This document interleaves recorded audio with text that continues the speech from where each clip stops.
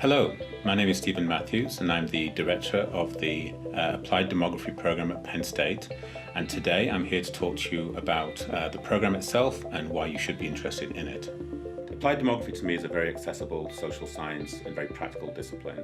Yeah, we see people who work in local government or national and state governments where they're using information about the population to look at the composition of population, to look at trends and patterns over time, and to see whether or not there needs to be a change in the provision of services in all kinds of fields. So we talk about the labour and economy, we're talking about healthcare, we're talking about crime. These are all sectors where we're using information to look at past patterns and trends, but also looking and predicting future needs and demands.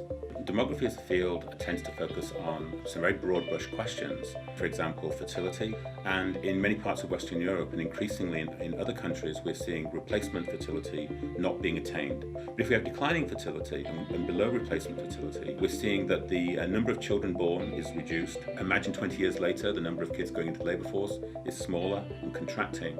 So you look at professions today, we know now that there's going to be a shortage of airline pilots. We know now there's going to be a shortage of nurses.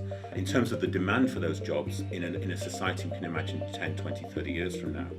And so even just tracking very basic trends can actually give you an indication of what might be problematic, or at least something we have to adapt to as we go forward. So demographers have a way of interfacing with economists and politicians and the political scientists and sociologists to kind of bring together a kind of more integrative, interdisciplinary perspective on things like labour markets and employment and health-related questions.